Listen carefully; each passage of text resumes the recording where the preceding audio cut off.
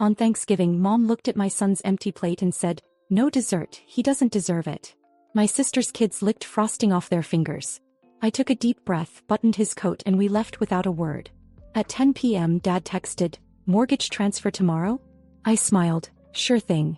Then I logged in and made sure there were no more payments. You'd think the people who raised you would know not to humiliate you in front of your child. But mine always found a way to surprise me. It was the fourth Thursday of November and I'd done what I always did, overcompensated. I baked 2 pies from scratch the night before after working a full day, packed up a huge Tupperware of roasted vegetables, and brought my own serving spoons because Mom always said I never brought the right kind. I even dressed Mason in a button-down shirt and combed his hair back, hoping, like an idiot, that this time things would go differently. My parents' house looked the same as always. Wreath on the door. Too much beige inside. Dad had the game on so loud it felt like we were walking into a sports bar. The smell of turkey filled the house, but it didn't smell homemade. I'd bet good money it was store-bought. Tyler and his wife were late, of course.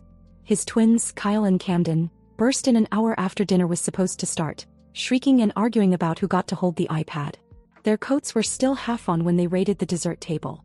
I caught one of them licking the whipped cream straight off a pie like a feral animal. My mom laughed. She actually laughed. Mason had been quiet the whole ride over. He told me his stomach hurt a little, but he didn't want to miss it. He was always hopeful. He still believed family meant something. I should have known better. He barely touched his plate. A couple bites of turkey, a spoon of potatoes. That's it. When Mom passed around the desserts, the tray skipped right over him. And then she said it. "No dessert, he doesn't deserve it." Loud enough for the whole table to hear. My hands went cold. Tyler didn't even look up. His kids were covered in frosting, shoveling cookies into their mouths. My dad was laughing at some story Tyler was telling like nothing just happened. My mom stared at me like she was daring me to challenge her. I looked at Mason. He didn't cry. He didn't argue. He just folded his napkin and stared at the empty spot where a slice of pie should have been. I didn't say a word. I stood up, walked over, buttoned his coat, grabbed our things and left. Nobody tried to stop us. The silence in the car was heavy. I don't even remember the drive home. But I remember the way Mason looked out the window the whole time, not saying anything, trying to make sense of what had just happened. At 10 p.m. my phone lit up. A text from Dad. "Mortgage transfer tomorrow?" I stared at it. For a second I almost replied the usual. "Yep, on schedule." Just like I had every month since last June. Because my golden boy brother Tyler couldn't keep a job longer than a TikTok trend and someone had to make sure his kids had a roof over their heads. But I didn't. Dad, I smiled. "Sure thing," I typed back. Then I logged into my account. Found the recurring payment. Cancelled it. It felt like slicing through rope that had been tied around my neck for years. I didn't tell anyone. I just waited. The next day I'd wake up to a dozen missed calls and messages. But I already knew something had shifted. This wasn't just about Thanksgiving. This wasn't just about dessert. It was about every time they chose Tyler. Every time they ignored Mason. Every time I was expected to pay for everyone else's mess while they laughed and fed cupcakes to the kids who could do no wrong. And this time I wasn't going to play along. By 8:17 a.m., my phone was already ringing. First Tyler. Then Mom. Then Tyler again. I let every call go to voicemail while I made breakfast for Mason. I flipped pancakes while he told me about a comic he was drawing at school. His voice was light again. He wasn't thinking about what happened. But I was. At 9:43, a text came in from Mom. "We've never asked for much. Just a little help now and then. It's family." Not a word about Thanksgiving. Not an apology. Not even a mention of Mason. Just a veiled accusation wrapped in some fake warmth. I stared at it almost in awe. They really believed they were owed something. I left the message unread. Tyler's voicemail hit around 10 a.m. "Hey, did something happen with the transfer? The bank hit me with a fee and Jess is freaking out. Thought you were gonna send it last night. Just text me back, alright?" I didn't. He left 3 more voicemails before lunch, each one more frantic. He still thought I'd forgotten. Or maybe that I'd made a mistake. He didn't realize it was intentional yet. That part came later. Around 1 p.m. I got a call from a number I didn't recognize. I answered. It was my dad. "This isn't like you. Whatever you're feeling, don't take it out on your brother's family. The mortgage needs to be paid. You agreed to that. That's not something you just walk away from because of some childish grudge." Childish grudge. I hung up in the middle of his sentence. I didn't say a word. I went straight to my laptop, opened the banking portal, and made sure every recurring transaction linked to them was dead. Mom's credit card. The one she insisted was for groceries, but kept racking up charges at boutique stores? Gone. The old life insurance policy Dad couldn't afford to keep but begged me to take over quietly, just until things stabilized. The backup cell phone line I'd stupidly let Tyler put under my plan when he said his credit was too low to qualify? Deleted. I'd spent years patching up holes in their lives. Quietly wiring money. Pretending not to see the favoritism. Watching Mason get brushed aside while Kyle and Camden got everything. Attention, gifts, smiles. Even when they acted like zoo animals, it was always a joke. When Mason was shy, Mom said he was being rude. I used to tell myself I was doing the right thing. Being the bigger person. Keeping the peace. But there was no peace. There was just silence I was expected to maintain while they kept taking. By 3 p.m. I was getting texts from Jess. Long rambling paragraphs about what kind of aunt does this, and you made a commitment, and kids are involved. I didn't respond. I blocked her number instead. By 6 Tyler was outside my house. I watched him from behind the blinds. He didn't knock. He just stood there for a while on the porch, staring at the door like he couldn't believe I wasn't going to come out. Then he left. That night, Mason asked me if he could bring a candy cane to school the next day for his teacher. I said sure. He smiled and hugged me. At 9:57 p.m. I got a message from Dad. I'm assuming this means we're on our own now? I didn't reply. At 10:12 another message. Don't forget who paid for your college. Who helped you get started. And there was. The old playbook. Remind me of the 1 or 2 things they did decades ago, pretend it balanced the scale. They didn't know yet that the scale was broken. Because this time I wasn't just pulling away. I was cutting the rope completely. And the deeper part of me, the part that used to be scared to do anything without their approval, was starting to feel something new. Freedom. By Monday morning it was clear none of them thought I was serious. Tyler had left 5 voicemails overnight, each one more impatient than the last. Mom emailed me a paragraph about how these things happen in families, like someone forgetting to bring napkins was on the same level as cutting off a mortgage. Dad didn't call, but I knew that was strategic. He was waiting to swoop in after the dust settled, pretend to be the reasonable one.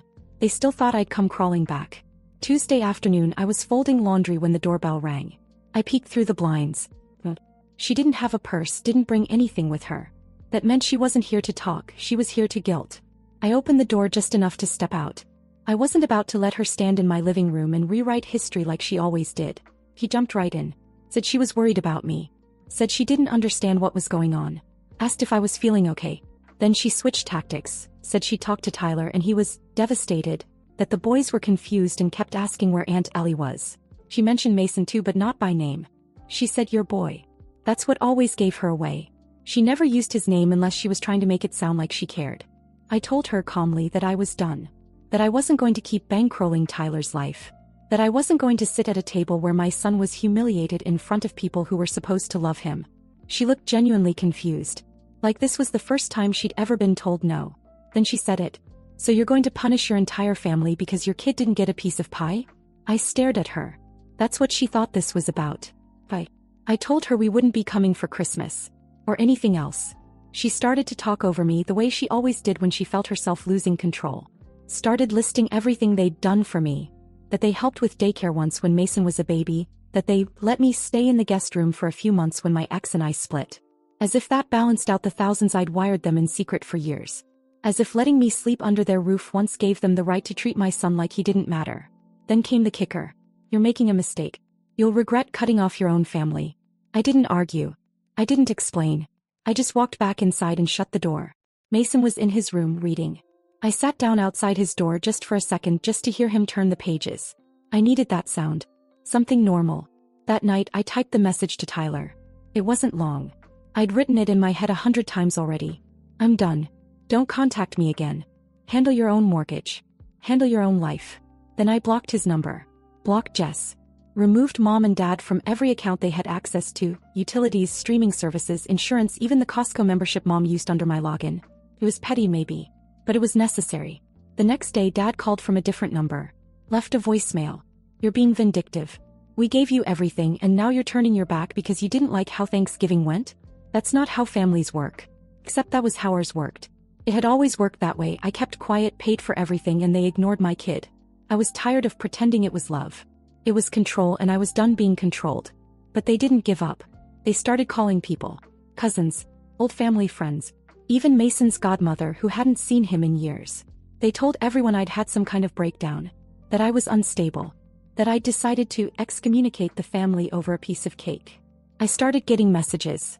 Some judgmental, some confused. But then a strange thing happened. Lauren, my cousin on Dad's side, messaged me. I know we haven't talked in a while, but I just want you to know, I see you. They did the same to my mom before she passed. She was the one who always bailed them out too. And then my Aunt Michelle. Good for you. It's about time someone stopped funding Tyler's lifestyle. He's 36 and still acts like he's 17. One by one, people started reaching out. Quietly, carefully, but clearly on my side. They weren't shouting it in family group chats. But they saw it. They always had. They just never said it out loud before. And that's when something in me started to settle. Not peace exactly, but certainty. They were going to spiral without the money. I knew that. They'd come back with more guilt, more threats, more manipulation. But I wasn't afraid of it anymore. And I wasn't answering the door again. A week after I shut them all out, a letter arrived. Not a bill. Not a birthday card. An actual letter from my father. Envelope hand-addressed, the return address underlined twice like it was supposed to mean something. I opened it in the kitchen while dinner simmered on the stove. 3 pages typed. It was a detailed breakdown of every dollar they'd ever spent on me. A few hundred for a used car when I was in college. A mattress they bought when I moved into my first apartment. A handful of groceries they paid for the week Mason was born. Every item had a number next to it. At the bottom, circled in red ink like a final exam score, was a total. We raised you. This is what that cost. We didn't keep receipts, but we should have. I laughed. Out loud. Not because it was funny, but because I finally understood something. They never loved me without a tap running. I folded it once, slid it into the trash, and poured myself a glass of wine. The next day, Mason came home from school holding something behind his back. It was a folded paper. Crayon scribbles. A drawing of him standing on one side of a table with a cake on the other, far away. I asked if he wanted to talk about it. He hesitated. Then said Camden told everyone at recess that Mason wasn't allowed at Nana's because I couldn't afford dessert. That I was cut off. That's the word he used, cut off. No way Camden thought of that himself. I told Mason the truth in the simplest way I could. Sometimes grown-ups treat money like it matters more than people. That's not how we do things. He nodded, but I saw it. That first scar. I tucked the drawing into a folder. One day when he's older, I'll show it to him. Let him know exactly when I decided we were never going back. The next surprise came fast. My bank called. A flagged transaction on an old shared account. One I'd opened for Mom years ago to help her pay off Dad's back medical bills after a surgery. Thought it was inactive. He tried to pull almost $3,000. The bank blocked it. The woman on the phone asked if I wanted to keep the account open. I didn't even let her finish. I went into full lockdown. Froze my credit. Changed every password. Closed every joint account. I even called the car insurance to make sure nobody had tried to add a vehicle under my name. They had. The vehicle? Tyler's. The one I stupidly co-signed for when he swore he just needed help rebuilding his credit. I remembered sitting with him at the dealership, Mason in my lap, while he promised to take full responsibility. Now a lawyer's letter was in my mailbox. Not a lawsuit, but a formal inquiry about ownership. They were trying to shift the liability back onto me. Probably because he'd stopped making payments. That night I made a spreadsheet. A full inventory of every financial connection I'd ever allowed. I'd never realized how deep they ran. How many invisible threads I'd tied between my life and theirs. All under the illusion of helping family. By the next morning they were cut.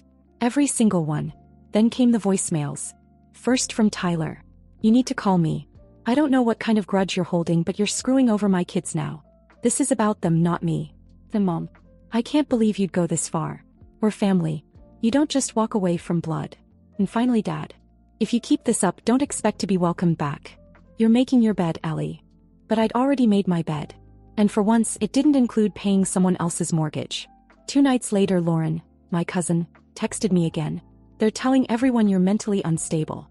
That you had a breakdown. I just wanted you to know. I don't believe it. Neither does Michelle.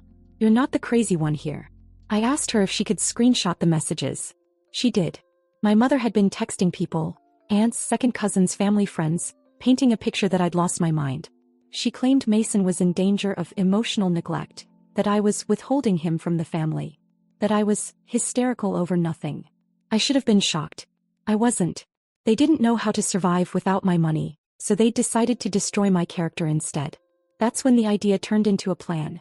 I pulled out a notepad and started writing. I'd been thinking about it for months. Ever since things started going south slowly, the way everything rots from the inside first. I wrote down 3 states. Checked job listings. Looked up school ratings. Cost of living. Housing prices. This wasn't about distance anymore. This was about freedom. Survival. Starting over in a place where Mason could just be a kid, not the grandchild they forgot to love. I didn't know exactly when we'd leave, but the decision was already made. And when I closed that notepad, I knew something else. The next time they tried to reach me, I wouldn't just be done. I'd be gone. By early December, their stories about me had gone full soap opera. I wasn't just the daughter who overreacted anymore. I was now emotionally unstable, withholding Mason as punishment, cutting ties with her entire bloodline over a holiday misunderstanding. Lauren kept sending me screenshots. Mom had started posting old photos from past holidays with captions like, "Wish things could go back to when family mattered." All staged for sympathy, all designed to make me look like the heartless one. But behind the public drama, things were unraveling. Quietly, financially. Tyler's car was repossessed the second week of December. Lauren saw it happen and sent me a text that just said, "Tow truck." He didn't even come outside. A few days later, Jess posted a picture of a coffee in a paper cup with the caption, "Holiday magic when your car gets stolen, Christmas tree nail polish." I didn't even need to ask. Then came the foreclosure notice. It was faster than I expected. Apparently, they hadn't made a single payment since I'd stopped. Dad must have been scrambling behind the scenes trying to float it, but there was only so long he could keep pretending. The golden boy lost the golden house. I got a call from an unknown number one evening and for some reason answered. It was Tyler. I didn't even recognize his voice at first, not because it changed, but because I hadn't heard it without the usual smugness in so long. "You've done enough," he said. "The kids are scared. You made your point." Then he hung up before I could say anything. Not that I would've. They never thought I'd actually follow through. That's why they kept pushing, because for years I didn't. But this time I was 2 steps ahead of them. I had already found the place. 2-bedroom rental house, quiet street, good school district, 30 minutes outside a small city in a new state.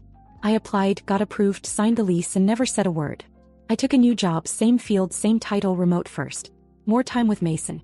Less time pretending. I sold most of our furniture. Packed the rest. Booked a moving truck in a one-way flight.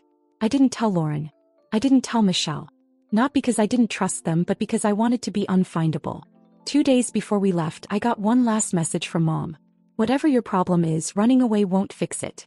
Mason needs his family. He'll come back. You always do." He was right in a way. I had always come back. For birthdays, for holidays, for emergencies.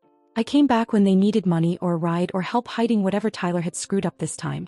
I came back even when they acted like Mason didn't exist, or like he was some footnote to my bad choices. But this time I wasn't walking away in anger.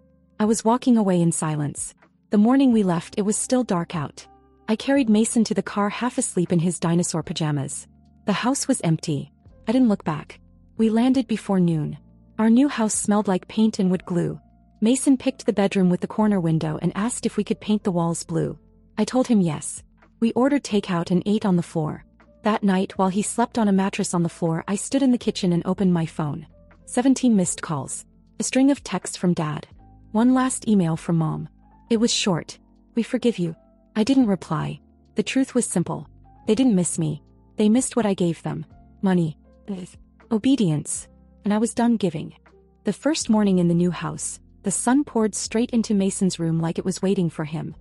He stood barefoot on the wood floor, still rubbing sleep from his eyes, and whispered, "It's really quiet here." And it was. No leaf blowers. No sirens. No yelling through thin walls. Just the sound of our own breathing and the creak of a settling house that didn't come with ghosts. I made pancakes. He ate 3, smiling. And just like that, we started over. We spent the first week unpacking. Fully. There was no rush now. I let Mason choose where the couch would go, even though it made no sense. I gave him full control of his room. He taped a picture of the moon to the wall and asked if we could go see it one day. I said maybe. I painted the walls while he read.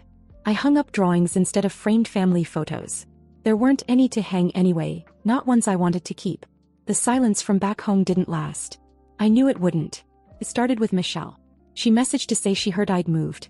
She didn't say how she knew. Just that everyone's talking. Then Lauren called, whispering like we were still in the same war, telling me Mom had called the whole extended family to pray for me, claiming I'd been manipulated, that I was brainwashed by anti-family ideas. Someone even reached out from a blocked number to say Mason would grow up alone. That I was destroying his chance at real connection. But for every cruel comment there were others. Quiet messages from old friends I hadn't talked to in years. from coworkers who'd seen pieces of the story without knowing the whole. Even a message from one of Tyler's old high school friends who just said, "Saw your name come up. Good for you." It takes guts to walk away from that circus. The more I ignored the hate, the more powerless they got. Mason started his new school the second week. His teacher sent a note home that said, "He's kind, thoughtful, a little quiet, but he notices everything." I smiled when I read that. He was watching me, I knew. Watching how I handled everything. Watching how I stood my ground without shouting. Watching what I let go of. What I kept. We went grocery shopping without running into anyone. We explored the town. We found a park with a trail that ends at a frozen lake. Mason said it looked like a mirror for the sky. We sat there in the cold until our fingers were numb. There were no sudden epiphanies. No emotional final phone calls. No one drove cross-country to beg for forgiveness. They didn't care that much. They just missed the money, the control, the power. I left all of that behind. One night Mason asked, "Do you think they miss us?" I thought about it for a long time before answering. No, but that's okay. We're not theirs to miss anymore. It didn't need to be dramatic. It didn't need revenge. All it took was walking away. Completely. Without warning. Without apologies. Without leaving a trail. Just a clean break. And a brand new beginning. We've been here half a year now. Long enough that the boxes are gone and the house smells like us. Laundry detergent, cinnamon toast, and whatever candle Mason picked out last week. I haven't heard from my parents since February. Not directly. Just through the occasional whisper. Lauren says Mom tells people I moved for work, as if admitting I left them would be too embarrassing. Tyler tried adding me on a new social media account a few weeks ago. I blocked it without thinking. They've moved on to new stories. New dramas. I'm not in the spotlight anymore, and that's a relief. Mason has friends now. Real ones. I caught him laughing the other day, not the quiet polite laugh he used to do when adults were watching, but a real, snorting, shoulder-shaking laugh. I didn't interrupt. I just listened from the hallway. I got promoted last month. It's quieter work, more remote hours, but I feel useful again. Not drained. Not taken for granted. Just capable. There are nights I still feel it, the echo of all those years I spent making excuses for them. But it fades faster now. And every time I hear Mason shout from his room that he found a new fact about Jupiter or see his handwriting on the fridge with a list of things he wants to do this summer with just us, I know this was right. We didn't just escape. We built something better.